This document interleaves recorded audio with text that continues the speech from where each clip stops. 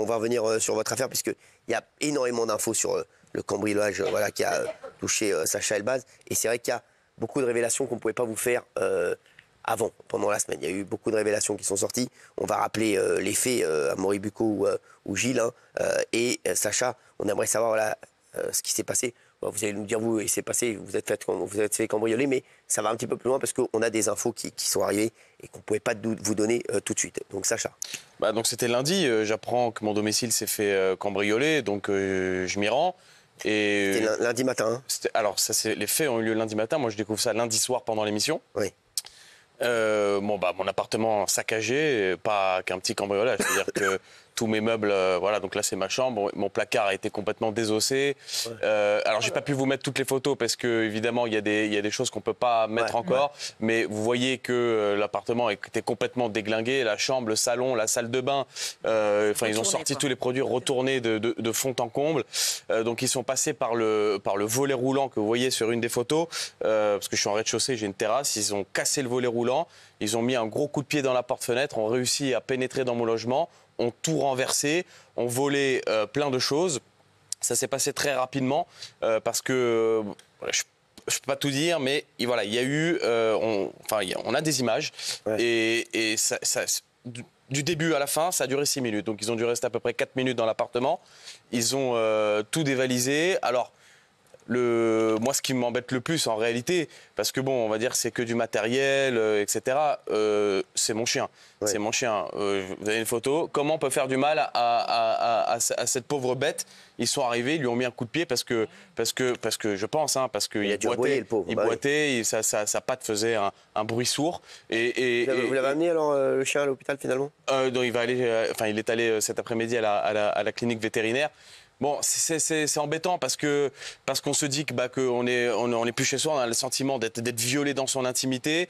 Les éléments qu'on a eus, c'est qu'il y aurait 3 ou 4 individus qui seraient arrivés avec des grosses motos. Enfin, des gros scooters, oui. Ouais, des grosses motos, même des grosses motos qui sont arrivées dans mon parking, pas au -1, mais au -2, là où je me gare moi.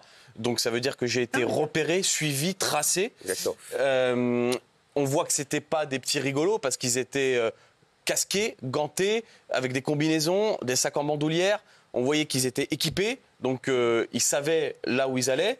Ils sont passés par la porte des escaliers du parking dont la sortie donne juste à côté de ma terrasse. Donc ils savaient quel appartement ils allaient taper, c'était pas un hasard. Et je peux pas donner tous les éléments de l'enquête, mais il y a quelque chose que je peux vous dire, c'est que TPMP est sous surveillance par ce genre d'individus. La télévision, globalement, les personnalités de la télévision sont menacées. Pourquoi? Parce que ils remarquent à la télévision si quelqu'un a une belle montre, si quelqu'un a un beau collier, etc. C'est arrivé à une journaliste d'être suivie dans son parking et d'avoir été agressée. Là, en gros, ils savaient. Et l'élément factuel qui me permet de dire ça, c'est que le cambriolage a eu lieu à la minute où je suis arrivé dans vos locaux, Cyril, à H2O Productions, là où je travaille tous les jours.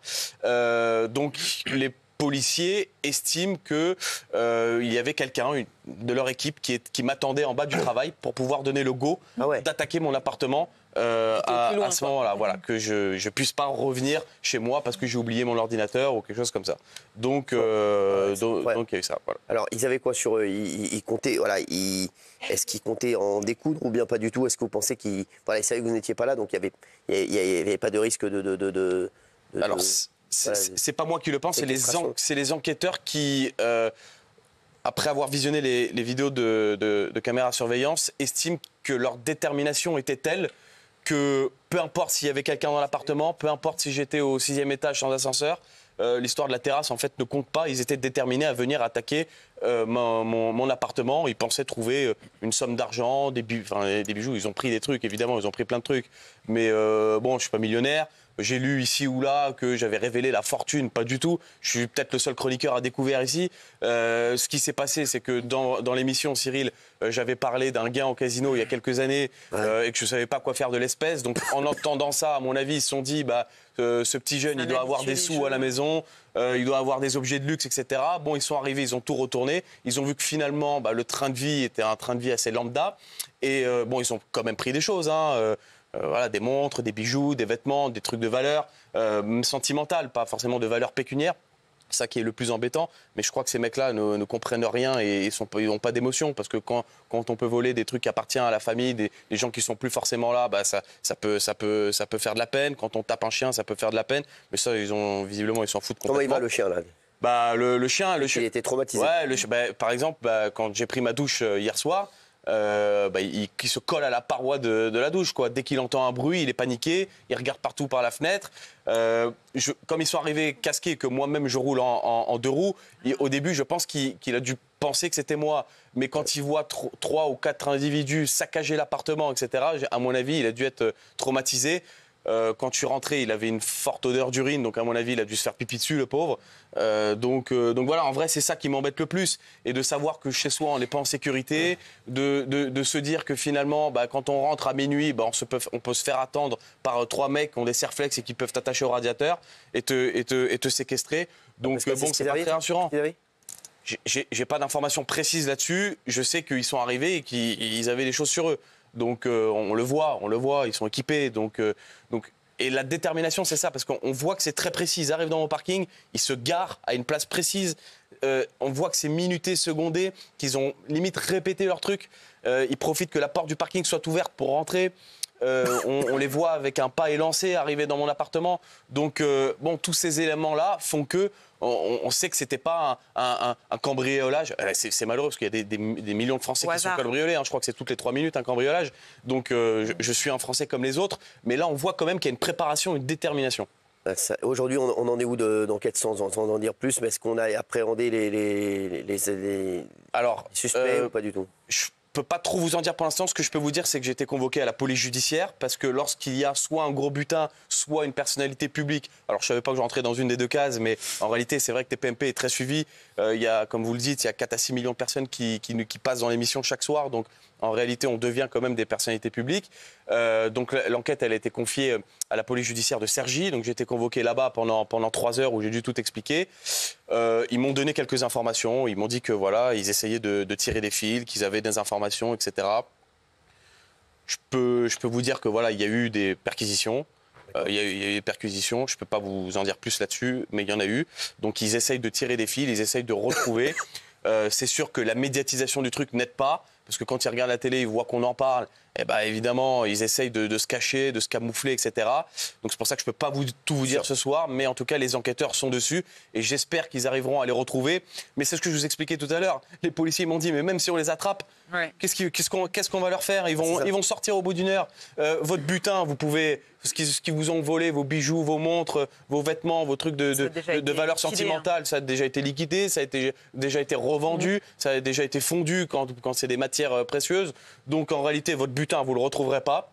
Ouais. Et si on retrouve les mecs, ils vont sortir au bout d'1 heure ou au bout de 2 heures. Donc on dit on fait tout pour les retrouver, mais on sait que derrière, ça ne suivra pas. Donc, et donc là, c'est sûr qu'ils ne vont rien avoir, quoi. Gilles Vernet, j'espère, Cyril, j'espère. Ils risquent quoi? Rien. Non, ils auront, si jamais on les retrouve, Cyril, non, mais... c'est ce qu'ils leur ont dit. Ils auront quoi? Si jamais on les retrouve, si c'est des malfaiteurs chevronnés en plus, ils iront en prison. Mais déjà, ça dépend. Il faut savoir qu'une peine, ça dépend du profil des personnes. C'est individualiser une peine. Donc déjà, est-ce que c'est des récidivistes? Et qu'est-ce qu'on va avoir comme preuve contre eux? C'est ça la question aussi. C'est que si les policiers de la PJ font bien leur enquête, à ce moment-là, quand ils vont passer devant la justice, ce sera ficelé et eux vont probablement tenter de nier ou minimiser leur implication. Mais ce qu'il faut, c'est que les policiers aient le maximum d'éléments pour que leur culpabilité ne fasse pas de doute, que les juges puissent sereinement les condamner. Et après, les condamnations, si c'est des gars, en général, c'est le cas, c'est des types qui ont des tâches longs comme le bras, des casiers judiciaires, et donc quand même, en général, ils ont du sursis sur leur tête, et il est possible qu'ils aillent en prison. Je ne peux pas trop vous en dire plus là-dessus, mais il y a un point qui est important, c'est que leur équipement, leur manière de faire, leur manière de procéder prouvent qu'il s'agit de grands professionnels. D'accord. Que ce sont des gens qui sont habitués à faire ça, soit ont été commandités ou pas, là je ne vais pas dire des choses que je ne maîtrise pas, mais en tous les cas, ce sont des gens qui sont préparés. C'est pas quelqu'un qui se dit oh tiens lui il habite là, je vais aller voir s'il a des bijoux. Ils sont préparés, c'est professionnel. Compte tenu de leur tenue, de leur manière d'être, leur détermination, leur préparation, leur suivi, le timing. Comme vous expliquez que dès que j'arrive à H2O Production au bureau, pile à la même minute quasiment, mon appartement se fait cambrioler. Ouais. c'est qu'il y a des go, c'est qu'il y a eu une filature, c'est que voilà, et c'est ça qui est plus embêtant, parce que même pas que pour moi je m'en fiche, mais bon, pour ma copine, pour mon chien, pour mes proches. Imaginez si ma mère était là ce jour-là, imaginez si ma copine était en télétravail, je sais pas. Vous imaginez l'angoisse que vous avez. Encore moi, si ça m'arrive à moi, je vais pas faire le cow-boy. Vous allez déménager ou pas? Je pense, ouais. Vous pensez, Je pense, en tout cas, les policiers me l'ont conseillé. Certains disent qu'ils ne tapent pas 2 fois au même endroit. Certains disent qu'au contraire, si, les risques sont multipliés. Mais là, c'est vrai que, comme disait, je ne sais plus si c'était Amaury ou Michel cette semaine dans l'émission, bon, l'adresse est connue de tous les malfaiteurs. Ouais. Donc, en réalité, je ne vois pas l'intérêt. Je ne vais pas les accueillir pour faire un Uno, quoi. Donc, globalement, je pense que je vais devoir partir. Merci à tous. Merci d'avoir été avec nous tout de suite. Spectacle sur C8, c'est Paul Mirabel. C'est parti.